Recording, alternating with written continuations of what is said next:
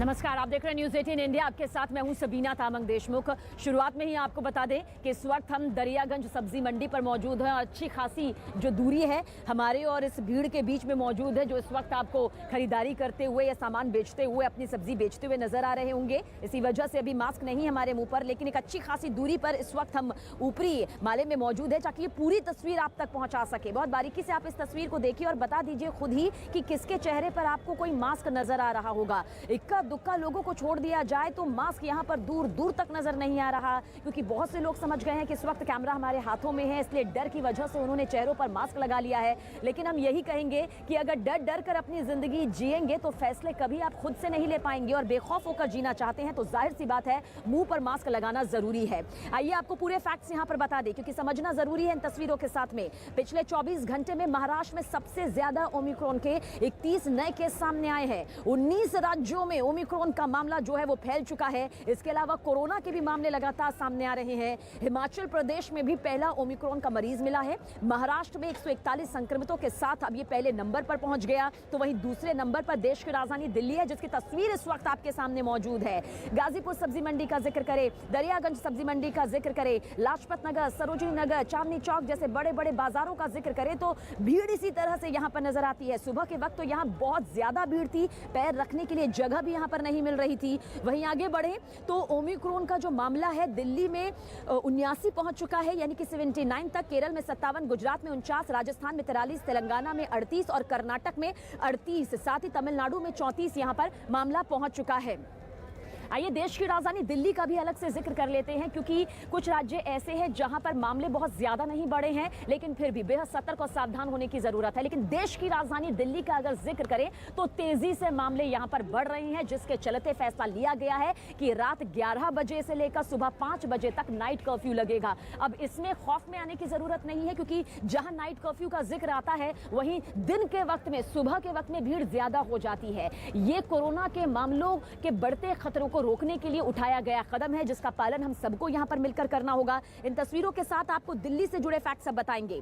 पिछले 24 घंटे में दिल्ली में कोरोना के 290 मामले सामने आए, और 10 जून के बाद आप सोचिए ये सबसे ज्यादा मामले हैं। और इस बीमारी की वजह से 24 घंटे में एक शख्स को, एक मरीज को अपनी जान तक गंवानी पड़ी। इसलिए ये बिल्कुल मत सोचिए कि ओमिक्रॉन पैरासिटामोल से या विटामिन से ठीक हो जाएगा। ये रोग प्रतिरोधक क्षमता जो होती है उस पर निर्भर यहां पर करता है। राज्य में एक्टिव केस की संख्या को जान लेना बेहद जरूरी है, जो कि बढ़कर 1103 हो चुके हैं। एक रोज पहले यानी कि 25 दिसंबर दिल्ली में 249 केस सामने आए थे। लगातार बढ़ती कोरोना मरीजों की वजह से पॉजिटिविटी रेट भी आपको बता देते हैं 0.5% हो चुका है। और दिल्ली में नाइट कर्फ्यू लगाने का ऐलान कर दिया गया है केजरीवाल सरकार की तरफ से, जो कि आज रात से लागू होगा, यानी कि रात 11 बजे से लेकर सुबह 5 बजे तक नाइट कर्फ्यू का पालन यहां पर आपको करना होगा। आगे बढ़ते हैं, क्योंकि कुछ और राज्यों में भी ओमिक्रॉन के मामले जिस तरह से बढ़े हैं, उनके फैक्ट्स देखने, उनके फैक्ट्स को समझना भी जरूरी हो जाता है। जो फैसला लिया गया है समय को देखते हुए, माहौल को देखते हुए बिल्कुल सही फैसला लिया गया है, और इसमें ना आम जनता को बढ़ चढ़ के इसमें हिस्सेदारी अपनी लेनी चाहिए, क्योंकि सरकार जो फैसले ले रही है हमारे हितों के हिसाब से ले रही है। सरकार के नियमों का पालन करेंगे, मास्क लगा के चलेंगे तो ये हमारे लिए ही अच्छा है। सरकार तो उनके भले के लिए ही करती है जो करती है। अब इनको ये सोचना पड़ेगा कि भाई कैसे उसको मैनेज करना है। कल ये पूरा कर्फ्यू लग जाएगा, फिर जो काम धंधा है वो बंद हो जाएगा, फिर देश और पीछे चले जाएगा 5-10 साल। अगर ये इसी महीने से चले तो इनका आगे के लिए बेटर होगा सारा सिस्टम। नहीं, बढ़ते कोरोना के लिए कुछ फायदेमंद होने वाला है नहीं, क्यों दिन में आदमी सब घूमेंगे और रात 11 बजे के बाद ज़्यादा आदमी नहीं घूमता है। इसके एक ही फ़ायदा हो सकता है, थोड़ा ट्रांसपोर्ट ईजी हो जाएगा, अदरवाइज कोरोना के लिए इसका कोई फ़ायदा होने का चांसेस है नहीं। नहीं, इससे कोई फ़ायदा नहीं होगा। दिन में पूरी भीड़ रहती है और इससे कोई फ़ायदा नहीं होना, कुछ नहीं होना, इससे सिर्फ नुकसान होना। जो रात को बिजनेस चलते हैं लोगों के, होटल के, रेस्टोरेंट के, उन सब का नुकसान होना नहीं है, इससे फ़ायदा कोई नहीं होना। भूख मिटाने के लिए, पेट भरने के लिए सब्जी खरीदी भी जा रही है, बेची भी जा रही है। मेरे पीछे की तस्वीर दरियागंज सब्जी मंडी की, लेकिन अफसोसनाक तस्वीर देखिए, मास्क किसी के चेहरे पर नजर नहीं आ रहा। इस वक्त हम एक अच्छी खासी दूरी पर मौजूद हैं, ऊपरी तौर पर मौजूद हैं, इसीलिए यहाँ पर हमारे चेहरे पर मास्क नहीं है, लेकिन ये बिल्कुल भीड़ का हिस्सा है, बावजूद इसके इनके चेहरे पर मास्क नहीं है। आइए आनंद विहार की तस्वीर भी आपको दिखाते हैं। मेरे सहयोगी दीपक बिष्ट ने वहाँ का जायजा लिया। क्या तस्वीर यहाँ से सामने आई, देखिए आप इस रिपोर्ट के जरिए। ओमिक्रॉन का खतरा लगातार बढ़ रहा है। इस वक्त हम दिल्ली के आनंद विहार इलाके में हैं और आनंद विहार इलाके में आप देख सकते हैं लोगों की भारी भीड़ यहाँ पर आ रही है। कई लोग ऐसे हैं जो बिना मास्क के आ रहे हैं। मैं बात करना चाहूँगा कुछ लोगों से। सर, आपने मास्क पहना है, नीचे क्यों रख रहे हैं? हाँ जी, मास्क को आपने नीचे रखा, आपको पता कौन सी बीमारी नहीं आने लगी फिर? हाँ जी, वो तो बस थोड़ा सा थूक आता था, थोड़ा सा इस वजह से। देखिए, दिल्ली में रात्रिकालीन कर्फ्यू जारी हो गया है और अब कोविड भी ऐसी अगर बढ़ता रहेगा तो इसकी बीमारी जो है बड़ा रूप ले लेगी। पहनना चाहिए मास्क। जी जी जी, तो पहनेंगे आगे से तुरंत। बिल्कुल। देखिए, ये भाई साहब जो है यहाँ पर बिना मास्क के चल रहे थे और एक भाई साहब और है। भाई साहब, मैं आपसे बात करूँगा, आप नौजवान हैं, मास्क क्यों नहीं पहना है आपने? जी मास्क है बट मैंने पहना नहीं है। क्यों नहीं पहना है? एक्चुअली मैं आया था तो मेरे ओमिक्रॉन आ रहा है, आपको पता तो होगा। जी मुझे पता है। और आपको ये भी पता होगा दिल्ली में रात्रिकालीन कर्फ्यू लग गया है। Of course. तो अब अगर बढ़ेगा आप लोगों की वजह से नहीं, तो फिर वो आपको पता लॉकडाउन भी लग जाएगा। फिर आप ये लोग है ना कि जैसे मैं मास्क पहन लाता हूँ तो ये एयर आ जाता है मेरे लेंसों पर। अच्छा जी, लेकिन सतर्कता तो जरूरी है। बिल्कुल जरूरी है। Thank you. तो देखिए, यहाँ पर इस तरह के लोग हैं जो जानते भी हैं कि मास्क कितना जरूरी है, लेकिन कोई ना कोई बहाना उनके पास रहता है। और यहाँ पर गाजियाबाद से आने वाले लोग दिल्ली में शिफ्ट होते हैं, यहाँ से लोग उधर जाते हैं, उधर के लोग इधर आ रहे हैं। तो अधिकतर लोगों ने जो है मास्क नहीं पहना है और कई लोग जानबूझ के इसलिए नहीं पहनते, शायद उन्हें लगता है कि मास्क नहीं पहनने से उन्हें कुछ नहीं होगा। और जिन दो राज्यों में ओमिक्रॉन के मामले लगातार बढ़ते जा रहे हैं, कोरोना के मामलों में भी इजाफा हो रहा है, उनमें महाराष्ट्र और दिल्ली सबसे ऊपर नजर आ रहे हैं। सबसे पहले हम देश की राजधानी दिल्ली की तस्वीर आपको दिखाएंगे। मेरे सहयोगी दीपक बिष्ट मेरे साथ वहां से मौजूद है। मुंबई से मेरे साथ में अभिषेक पांडे मेरे सहयोगी हैं। लेकिन सबसे पहले दीपक, आपकी तरफ नजर आएंगे। गाजीपुर मंडी की तस्वीर आपने दिखाई, आनंद विहार की तस्वीर आपने दिखाई, कई बाजारों की तस्वीर भी आप इससे पहले दिखा चुके हैं, लोगों से बातचीत कर चुके हैं। कितने बेपरवाह नजर आ रहे हैं। ओमिक्रॉन का खतरा वो जानते भी हैं या फिर जानकर भी अनजान बन रहे हैं? देखिए सबीना, लोगों ने इससे पहले जो डेल्टा का वेरिएंट जब आया था तो उस वक्त की तबाही देखी थी, लोगों ने ऑक्सीजन की कितनी मारामारी देखी। उसके बाद भी लोग यहाँ पर सचेत नहीं हैं, क्योंकि देखिए मास्क पहनना है, इसको लेकर लोग मास्क को पहन के अपनी ठोड़ी पर रख ले रहे हैं, लेकिन उसके आगे मास्क नहीं पहनते। ये देखिए, ये पूरा जो मंडी का इलाका है यहाँ पर। भैया, मास्क क्यों नहीं पहनते है? मास्क गिर गया इसमें है, गिर गया। अभी चालान टीम आ रही है, चालान होगा तो तब पहनोगे। अभी गिर गया इसी पत्ते में गिर गया। देखिए बहाना, देखिए ये भाई साहब ने बिल्कुल, ये मास्क है आप? ये भाई साहब को तुझे बांध लेते हैं हम तो मुंह पे। नई बीमारी पता है ना कोरोना की कौन सी आ गई है? ओमिक्रॉन आ गया है। कैसे बचोगे फिर उससे? अरे भाई साहब, ये गमछा हमारा मुंह पे रहता है हमेशा। ये तो इसी अभी हटाया, इसे सिर पे बांध लिया इसने। देखिए, ये जो बहाना है ये बिल्कुल नहीं चलना है, क्योंकि अभी रात में कर्फ्यू लागू हो गया दिल्ली में, फिर लॉकडाउन लगेगा। ये जो है पूरा लोगों को यहीं दिल्ली के लोगों को झेलना पड़ेगा। अगर इस तरह के से लोग अवेयर नहीं रहेंगे और लोगों को खुद अगर समझ में नहीं आएगा। क्यों नहीं पहनते हो मास्क बेटा? पहनेंगे आप? पहनेंगे अब। अभी क्यों नहीं पहन रहे हो? देखिए, मुंह पलटा दे रहे हैं। यानी यहाँ पर गाजीपुर सब्जी मंडी के आसपास जो टीमें आने वाली हैं दिल्ली सरकार की चालान करने के लिए मास्क को लेकर, तो लगता है उसके बाद ही लोग अवेयर होंगे। और यहाँ के खास तौर से जो लोग हैं वो यहाँ पर देखिए, पूरी सब्जी मंडी का हाल ये है कि 50% लोग मास्क देखिए दीपक, ये बात यहाँ पर सबको समझनी होगी और सब समझ भी गए हैं। जहाँ बहाने हैं वहाँ मामले हैं, और जहां बहाने ज्यादा हैं वहां मामले ज्यादा ही आएंगे। इसमें कोई दो राय नहीं, कोई शक नहीं। मुंबई से हमारे साथ हमारे सहयोगी अभिषेक पांडे भी बने हुए हैं। अभिषेक, बहानों की कोई कमी नहीं है, दलीलों की कोई कमी नहीं है, सावधानी दूर दूर तक दिखाई नहीं दे रही है। महाराष्ट्र में मामले लगातार सामने आ रहे हैं, क्या स्थिति? देखिए, बिल्कुल आपने सही कहा कि बहानों तो चलिए महाराष्ट्र की तस्वीर भी यहाँ पर आप तक पहुंचाएंगे।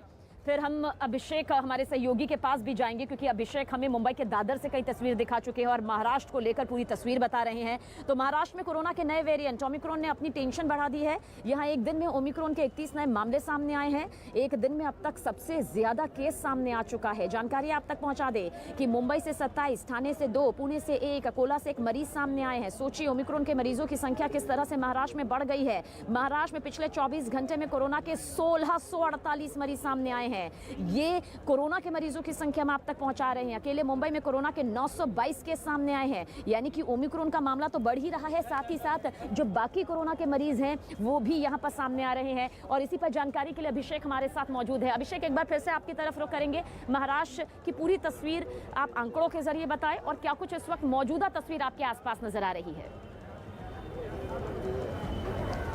देखिए, मैं ग्रांट रोड मार्केट में हूं। अगर पूरे महाराष्ट्र की तस्वीर बताएं तो 31 नए ओमिक्रॉन के केसेस कल आए हैं, लेकिन बहानों की बात करें तो मैं तस्वीर आपको दिखा रहा हूं। ये है मार्केट, आप देखिए यहाँ पर देखिए जो दुकानदार हैं उनके चेहरे पर भी मास्क नज़र नहीं आ रहा है। जो लोग यहाँ सब्जी बेचने वाले हैं वो भी मैक्सिमम इसी तरीके की कंडीशन है।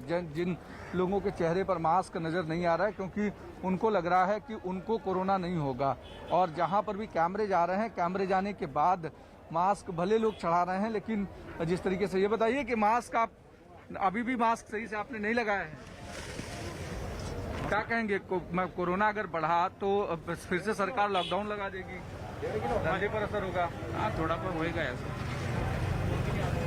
बिल्कुल, ये देखिए कि दूसरी तरफ आप देखिए कि जहाँ जहाँ कैमरा जा रहा है भले लोग मास्क लगाएं, लेकिन डर के मारे मास्क अलग है और अपनी सेफ्टी, अपनी सुरक्षा अलग है। सरकार लगातार कह रही है कि हम बिजनेस को नुकसान ना पहुंचे, इसलिए कोशिश ये कर रहे हैं कि कम से कम लोगों को तकलीफ हो, लेकिन खुद प्रोटोकॉल का पालन करना लोगों के लिए बेहद जरूरी है। लेकिन मार्केट में आपको ऐसी तस्वीर नजर नहीं आ रही है। महाराष्ट्र की ओवरऑल बात करें तो कुल 900 साढ़े 900 केसेस मुंबई में अकेले कल सामने आए हैं कोरोना के, और उसके साथ साथ 1600 से ज्यादा मामले महाराष्ट्र भर में सामने आए हैं एक दिन के भीतर, यानी केसेस लगातार बढ़ रहे हैं। बिल्कुल, महाराष्ट्र पहले नंबर पर है। इससे समझा जा सकता है कि सावधानी और सतर्कता बरतनी कितनी जरूरी है। ओमिक्रॉन के खतरे को समझना कितना ज्यादा जरूरी हो जाता है अभी और इसी वक्त से। बहुत बहुत शुक्रिया अभिषेक पूरी जानकारी के लिए। आपका भी शुक्रिया दीपक, जानकारी के लिए। हर तस्वीर आपने दर्शकों तक पहुंचाई, आप दोनों का ही बहुत बहुत शुक्रिया। आगे भी आप लोगों के जरिए अपडेट अपने दर्शकों तक पहुंचाते रहेंगे। इस बीच अब आपको बताते हैं कि हिमाचल प्रदेश और चंडीगढ़ की क्या कुछ ओमिक्रॉन को लेकर तस्वीर नजर आ रही है। ओमिक्रॉन को लेकर हिमाचल प्रदेश में एक केस सामने आ चुका है। वहीं चंडीगढ़ का अगर जिक्र करें तो पिछले 24 घंटे में 2 मामले यहां से सामने आ चुके हैं। कुछ और जानकारी अगर हम यहां पर पहुंचाएं दोनों ही मामलों से जुड़ी हुई, तो चंडीगढ़ में जिन 2 लोगों में कोरोना का नया वेरिएंट ओमिक्रॉन मिला है उनमें 80 साल के एक बुजुर्ग हैं, दूसरे शख्स की जो उम्र है वो 45 साल तक की है। ओमिक्रॉन से संक्रमित दोनों मरीज जो है इस वक्त अस्पताल में भर्ती हैं, नजर रखी जा रही है। बताया जा रहा है कि एक ही परिवार के दोनों सदस्य हैं। कुछ रोज पहले विदेश से चंडीगढ़ पहुंचे थे। प्रशासन की तरफ से परिवार के 5 लोगों के सैंपल जीनोम सीक्वेंसिंग के लिए भेजे गए थे, जिनमें 3 लोगों की रिपोर्ट आनी अभी बाकी है। इस तरह चंडीगढ़ में ओमिक्रॉन के मरीजों की संख्या 3 हो गई। हिमाचल प्रदेश में ओमिक्रॉन का पहला मामला सामने आया। मंडी में 8 लोगों का एक परिवार पिछले दिनों कनाडा से लौटा था। इन सभी के सैंपल जीनोम सीक्वेंसिंग के लिए भेजे गए हैं। मुझे लगता है कि इस बात को लेकर के बहुत चिंतित होने की आवश्यकता थी। जो एक केस आया था वो अपूर्ण रूप से स्वस्थ हैं, वो कोविड नेगेटिव आ चुके हैं और उनके कॉन्टैक्ट ट्रेसिंग में जो लोग थे, जो 3-4 लोग, उनमें से कोई भी पॉजिटिव नहीं पाया गया है। तो ऐसे में डरने की आवश्यकता नहीं, लेकिन सावधान रहने की जरूरत हमेशा रही है। उत्तर प्रदेश, उत्तराखंड, हरियाणा, हिमाचल प्रदेश, पश्चिम बंगाल, दिल्ली, महाराष्ट्र, तमाम 19 राज्य जहां से कोरोना के मामले लगातार सामने आ रहे हैं। कोलकाता से भी मामला देखिए किस तरह से सामने आ सकता है, उसकी तस्वीर दिखा देते हैं, क्योंकि ये तस्वीर आपको बताएगी पार्क स्ट्रीट की कि किस तरह से 24 दिसंबर यानी कि क्रिसमस ईव के दिन जश्न मनाया गया। और जश्न की ये जो तस्वीर इस वक्त आपके सामने मौजूद है वो वाकई डराती हैं कि किस तरह से जश्न में डूबे लोग अपने घरों से बाहर निकले, पैर रखने तक की जगह नहीं मिल रही थी। पार्क स्ट्रीट की ये तस्वीर इस वक्त आपके सामने मौजूद है। देखिए, ये हम ओमिक्रॉन को खुद दावत दे रहे हैं, ये कहना यहाँ पर गलत नहीं होगा, क्योंकि जिस तरह से जश्न में डूबे ये लोग आज तो खुशियां मना रहे हैं, लेकिन कितना जरूरी हो जाता है कि जश्न से ज्यादा जरूरी है इस वक्त सावधानी बरतनी, मुंह पर मास्क लगाना, सोशल डिस्टेंसिंग। अगर आपको मुश्किल लगती है तो फिर भी जितनी कोशिश खुद से हो सकती है, मुझे लगता है उतनी हम सब सबको मिलकर अपनी पूरी जिम्मेदारी के साथ यहाँ पर निभानी होगी। जश्न का हिस्सा बनने से ज़्यादा ज़रूरी है कि आप घर में रहकर अपनों के साथ यहाँ पर जश्न मनाएं, क्योंकि एक गलती, एक लापरवाही भारी पड़ सकती है। ओमिक्रॉन का खतरा लगातार बढ़ता जा रहा है। पहले 1 राज्य में, 2 राज्य में, 3 राज्य में, 4 राज्य में, 19 राज्यों तक ये यहाँ पर पहुँच चुका है, जो कि एक बेहद खतरनाक संकेत यहाँ पर देता है। आइए चाइना का भी जिक्र कर लेते हैं, क्योंकि चीन से भी कई तस्वीरें लगातार पहले भी सामने आती रही है। कोरोना का जनक यहाँ पर चीन को कहा जाता रहा है, कई रिपोर्ट्स भी ऐसी सामने आती रही है, लेकिन क्यों यहाँ पर अधिकारियों को फटकार पड़ी वो आपको यहाँ पर अब हम बताने जा रहे हैं। दरअसल चीन की सरकार ने शियान शहर के 26 अधिकारियों को लापरवाही का दोषी पाते हुए उन्हें सजा सुना दी। ये मामला तब शुरू हुआ जब कुछ दिन पहले कोरोना की वजह से चीन ने अपने सबसे बड़े शहरों में शियान में सख्त लॉकडाउन लागू कर दिया था। 1 करोड़ 30 लाख की आबादी वाले शियान शहर में कोरोना फैलने के लिए पाकिस्तान से आई एक फ्लाइट को जिम्मेदार भी माना जा रहा है। हालांकि लॉकडाउन के बाद से ही शियान शहर में सख्ती लागू है और वहां की सभी ट्रेनें, सभी उड़ानें रद्द हैं। अब नए साल का जश्न में बाकी शहरों में जुटने वाली भीड़ चीनी सरकार की चिंता को बढ़ा सकती है, और ये चिंता न सिर्फ चीन के लिए है बल्कि हर उस देश के लिए है जहां पर ओमिक्रॉन के वेरिएंट बढ़ रहे हैं।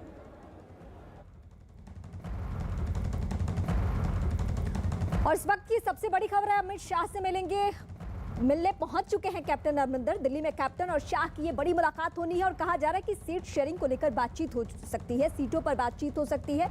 चुनावी माहौल है और चुनावी माहौल में कैप्टन अमरिंदर कई दफा अमित शाह से मिल चुके हैं, लेकिन आज की मुलाकात इस मायने में खास है क्योंकि आज सीटों पर बातचीत होगी, सीटों की शेयरिंग पर बातचीत होगी कि कितनी कितनी सीटें। हालांकि सिर्फ अमित शाह नहीं बल्कि और भी जो बड़े चेहरे हैं बीजेपी से जिनका ताल्लुक है उनसे कैप्टन की मुलाकात संभव है, लेकिन अभी निगाहें हम सबकी है अमित शाह से इस मुलाकात पर। फिलहाल कैप्टन पहुंच चुके हैं और यतेंद्र इस वक्त हमारे सहयोगी हमारे साथ जुड़े हैं। यतेंद्र, क्या इसको हम फाइनल राउंड माने सीट शेयरिंग की बातचीत को लेकर?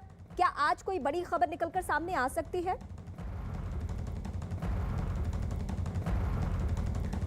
एक बार फिर से जुड़ने की कोशिश रहेगी हमारे सहयोगी से, लेकिन हम इस वक्त बड़ी बात आपको बता रहे हैं, बड़ी खबर बता रहे हैं कि कैप्टन की मुलाकात होनी है गृह मंत्री अमित शाह से।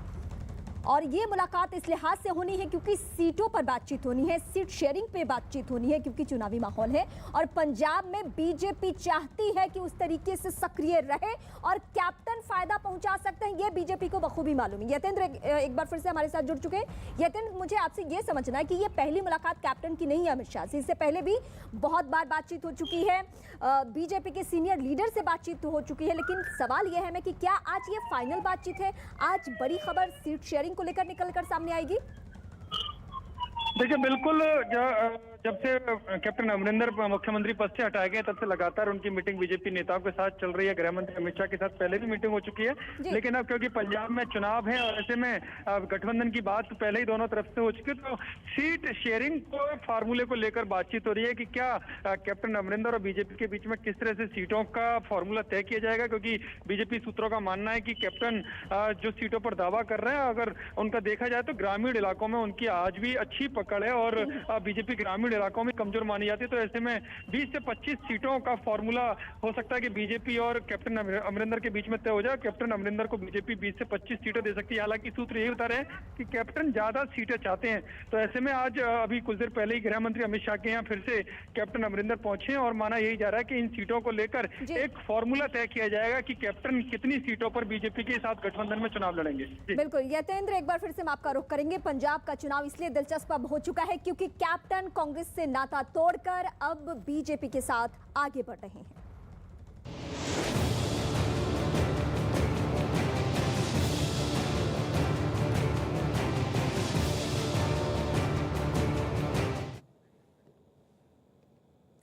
और इस वक्त की बड़ी जानकारी अब हम कन्नौज से आपको बताएंगे। दरअसल कन्नौज में पीयूष जैन के घर पे छापेमारी जारी है।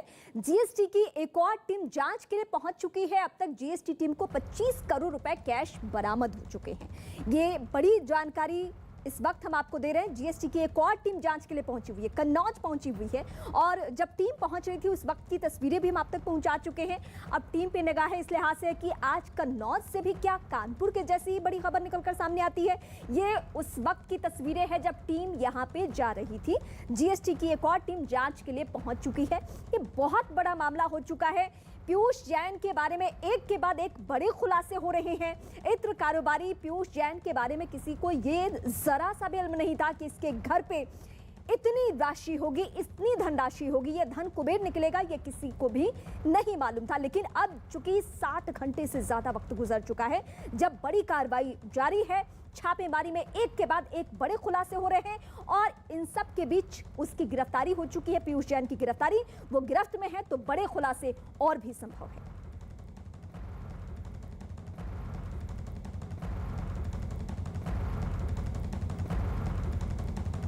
इत्र कारोबारी पीयूष जैन के घर छापेमारी अभी भी जारी है। अब तक 257 करोड़ कैश की बरामदगी हो चुकी है। पीयूष जैन गिरफ्तार हो चुका है। अब वो कानपुर के काकादेव थाने में जमीन पर लेटा हुआ है। पीयूष पर करोड़ों की हेराफेरी का आरोप है।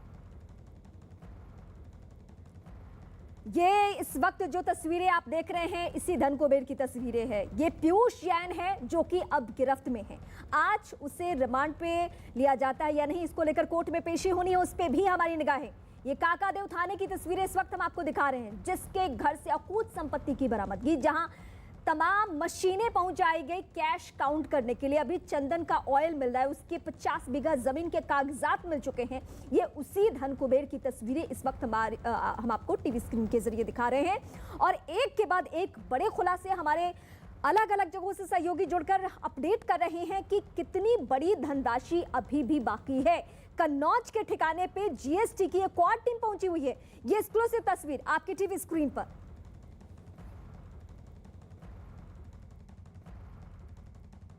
कल तक जिस इत्र व्यापारी को कोई नहीं जानता था, मगर आज वो पूरे देश विदेश में मशहूर हो गया, सिर्फ इस वजह से कि उसके घर से करोड़ रुपया निकलता जा रहा है। यानी कानपुर का धन कुबेर, जिसके पीछे सेंट्रल जीएसटी की टीम, डीजीजीआई की टीम 60 घंटे से लगातार लगी और अपनी पूछताछ कर रही है। जैसे जैसे पूछताछ का दायरा बढ़ता गया, वैसे वैसे किलोमीटर्स भी बढ़ते गए। जहां एक और कानपुर, तो कानपुर के बाद कन्नौज, कन्नौज से को पार करते हुए अभी भी तमाम ऑफिसर्स वहां जुटे हुए हैं। एक के बाद एक खजाने मिलना और एक के बाद एक सोना चांदी मिलना, यानी करोड़ों रुपए के धन कुबेर की अगर बात की जाए तो करोड़ों का धन कुबेर आज जो हमेशा ऐश करता था, आज वो पीयूष जैन बैठा है। देख सकते हैं कि पीयूष जैन की सबसे एक्सक्लूसिव तस्वीर न्यूज़ 18 आप तक दिखा रहा है कि वो व्यक्ति जो हमेशा ठाट बाट में रहने वाला व्यक्ति आज किस तरह टाट पे लेटा है।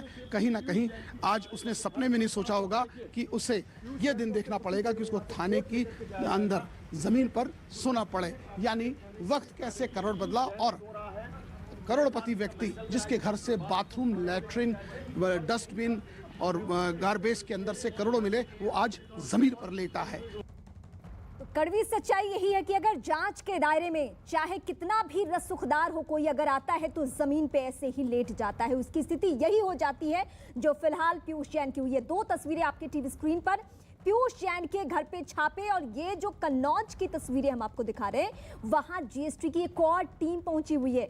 वो टीम भी जांच पड़ताल करेगी। जांच का दायरा बहुत ज्यादा आगे बढ़ चुका है। पैतृक आवास पर भी टीमें पहुंच रही है, वहां से भी तस्वीरें निकलकर सामने आ रही है। और जो दूसरी तस्वीरें हैं, इस सच्चाई से आंखें मिलाए वैसे लोग जो भ्रष्टाचार का सहारा लेकर अपनी पहचान करते हैं, जो अपने घर में इतनी रकम रखते हैं, जो धनराशि रखते हैं, वो इन तस्वीरों को जरूर देखें। उन्हें इल्म होगा कि जब जांच का दायरा बढ़ता है तो आपकी स्थिति क्या हो जाती है, किस तरीके की हो जाती है।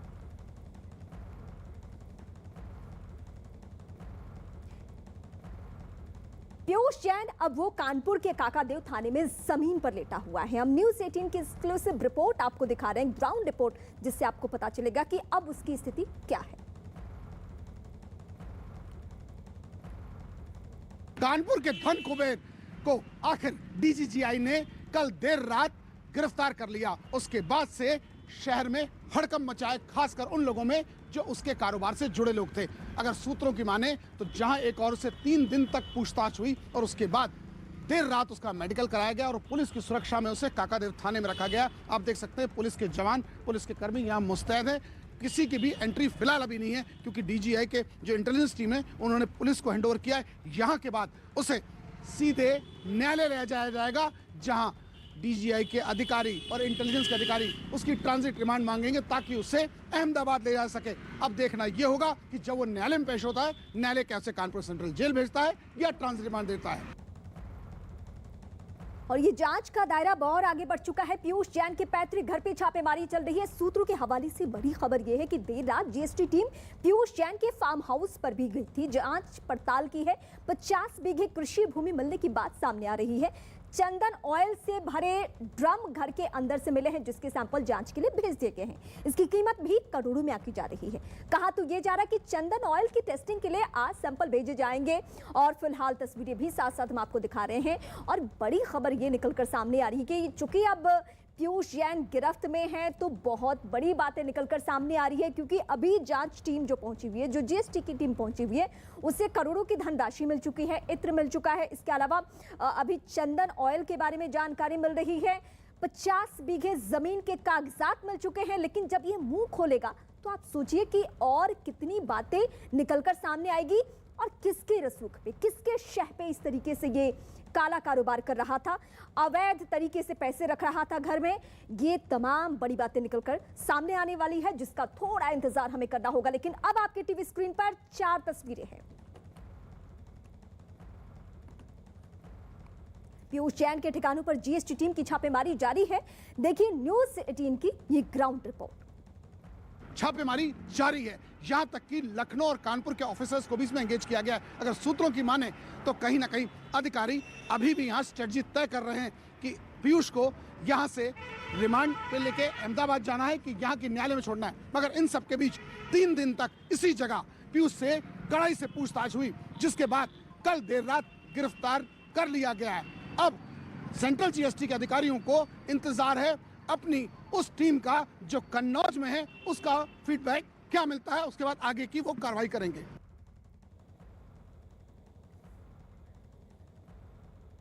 और सीएम योगी आदित्यनाथ ने भी इस मामले पर बयान दिया। उन्होंने किस पार्टी पर निशाना साधा, किस चेहरे को निशाने पर लिया, देखिए आप।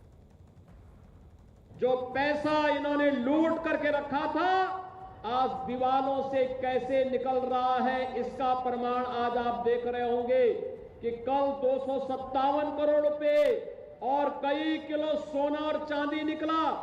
आज भी लगभग 100 करोड़ रुपए और कई किलो सोना और चांदी निकल रहा है।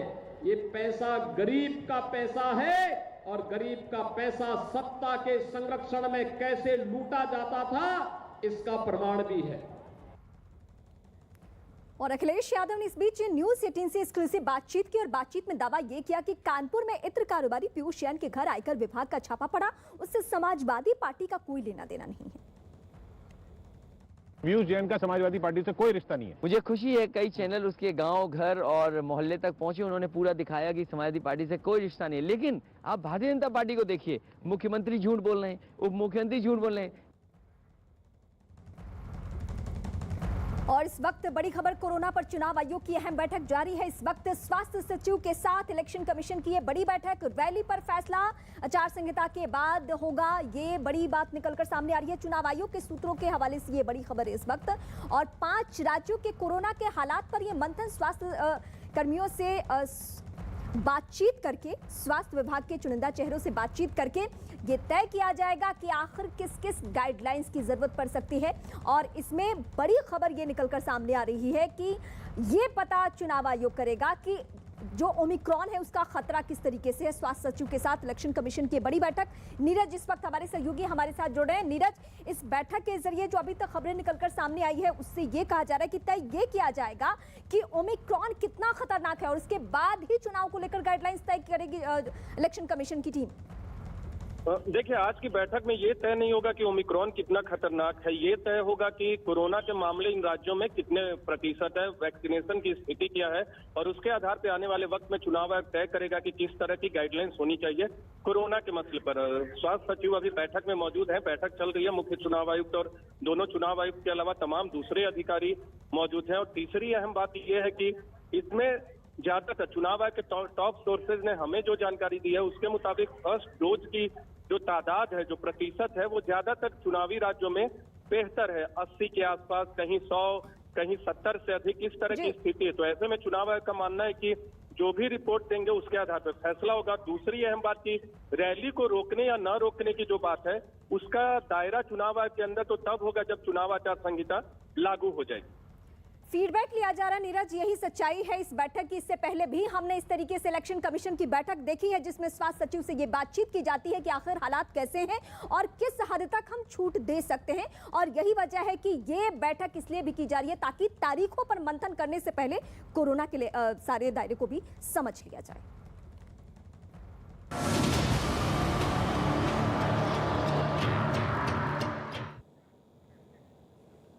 पहाड़ों पर हुई भारी बर्फबारी की वजह से मैदानी इलाकों में ठंड बढ़ चुकी है। जम्मू कश्मीर, हिमाचल प्रदेश, अरुणाचल प्रदेश और उत्तराखंड के कुछ इलाकों में हुई भारी बर्फबारी जिसकी वजह से टेम्परेचर काफी नीचे जा चुका है और कड़ाके की ठंड बढ़ गई है। जम्मू कश्मीर का बारामूला, सोनमर्ग, पटनी टॉप, सिक्किम का नाथुला, अरुणाचल प्रदेश का तवांग और उत्तराखंड का चमोली बर्फ की सफेद चादर से ढका नजर आया। बर्फबारी की वजह से हर गली चौराहे पर सफेदी नजर आई। किसी के घर की छत बर्फ से पट गई तो कहीं सड़कों पर बर्फ ही बर्फ नजर आया। इस बर्फबारी ने लोगों को सड़क पर निकलना तक मुश्किल कर दिया है। तवांग में हुई जबरदस्त बर्फबारी से सब कुछ सफेद हो चुका है। वहां हर तरफ कई फीट मोटी परत जमा होने की वजह से लोगों की परेशानियां बढ़ चुकी है। कई इलाके में आसमान से इतनी बर्फ गिरी कि सब कुछ सफेद नजर आने लगा। पेड़ पौधे, मकान और सड़कें मानो जम सी गई है। ये तस्वीरें आपके सामने हैं। अब जम्मू कश्मीर की हम बात करते हैं। जम्मू कश्मीर के बारामूला में भारी बर्फबारी हुई है। बर्फबारी की वजह से वहां सड़कों पर हर तरफ सफेद चादर नजर आई। जहां तक नजर गई वहां तक सिर्फ बर्फ ही बर्फ नजर आई। वहीं सड़कों पर खड़ी गाड़ियां भी बर्फ की चादर से ढकी हुई नजर आई। मकान, दुकान, पेड़, पहाड़ सब के सब बर्फ से ढके हुए नजर आए। भारी बर्फबारी की वजह से तापमान में भी काफी गिरावट देखने को मिल रही है जिसकी वजह से कड़ाके की ठंड बढ़ चुकी है। हालात तो ये हो चुके हैं कि लोगों का घरों से निकलना तक दूभर हो चुका है, मुश्किल हो चुका है। तो अलग अलग एंगल से तस्वीरें हम आप तक पहुंचा रहे हैं। हालांकि सैलानी यहां तो घूमने के लिए जाते हैं, बर्फ का लुत्फ उठाने, लेकिन कड़ाके की ठंड है यहां पे, बहुत सर्दी, जहां पे सैलानियों के लिए मुश्किलें आ रही हैं। जम्मू कश्मीर के डोडा में भी भारी बर्फबारी हुई है जिसके बाद वहां पूरे इलाके में बर्फ की कई फीट मोटी चादर बिछी हुई है। पहाड़ पूरी तरीके से बर्फ से लदे नजर आए हैं। वहीं सड़कों पर खड़ी गाड़ियों और मकानों की छत भी बर्फ से लद गई है। जहां भी नजर गई वहां हर तरफ बर्फ ही बर्फ नजर आई। हिमालय के पहाड़ी इलाकों में हुई भारी बर्फबारी ने लोगों की मुसीबतें बढ़ा दी है।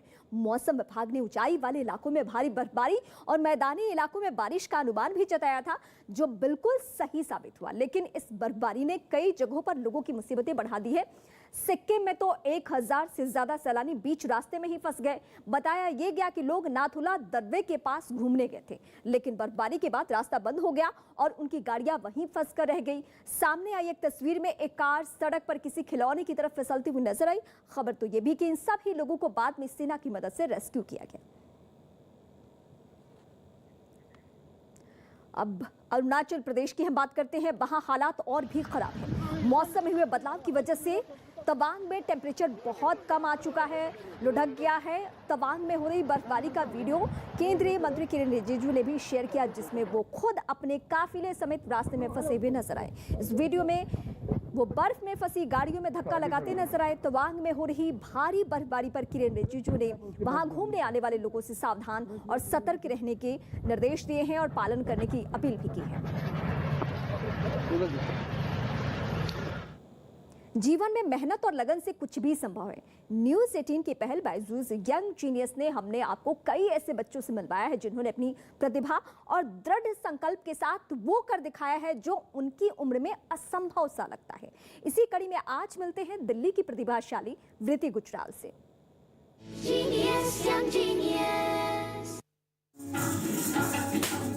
15 साल की वृति गुजराल की प्रतिभा का लोहा पूरी दुनिया मानती है। बचपन में उन्हें घुंघरुओं की मधुर आवाज के जादू ने कत्थक की ओर खींचा और आज अंतर्राष्ट्रीय प्रतिभा खोज से सुरताल हुनर का कमाल मुकाबले में वो कत्थक कैटेगरी की विजेता हैं। वृति का मानना है कि जीवन में संतुलन बनाए रखना जरूरी है। पढ़ाई के साथ साथ अपने दूसरे हुनर को भी लगातार तराशते रहना चाहिए। बेसिकली मैनेज करने के लिए बैलेंस रिक्वायर्ड है कि ना ही ज़्यादा एक चीज़, नई स्टडीज़ जानी चाहिए, ना ही डांस जाना चाहिए, दोनों को साथ साथ एंड थोड़ा थोड़ा करके चलाओ, तो आई बिलीव कि दैट्स द बेस्ट थिंग। वृत्ति न केवल क्लासिकल डांस बल्कि हर तरह के डांस में माहिर हैं। उनका मानना है कि अभ्यास से सब कुछ हासिल किया जा सकता है। If you put in hard work when it comes to your passion, तो आप उसको अपना जो प्रोफेशन कन्वर्ट करो, आपको एक अल्टीमेट सेटिस्फैक्शन मिले, बट उसके लिए आपको पेशेंस सबसे ज़्यादा इंपॉर्टेंट है। वृत्ति के कथक का गौरवशाली सफर जारी रहेगा। अखिल भारतीय स्कॉलरशिप योजना यंग आर्टिस्ट 2020 के तहत वृत्ति को शीर्ष 5 प्रतिभाशालियों में चुना गया। भारत के संस्कृति मंत्रालय के आजादी के अमृत महोत्सव के लिए तैयार किए गए गीत मौका है में शामिल 40 प्रतिभाशाली भारतीय युवाओं में वृत्ति गुजराल भी शामिल रही। वृत्ति का सपना है कि कथक समेत सभी भारतीय सांस्कृतिक धरोहरों को युवाओं में लोकप्रिय किया जाए। देश के सभी बच्चे और युवा अगर ऐसे सपने देखें तो भारत का भविष्य उज्जवल जरूर होगा।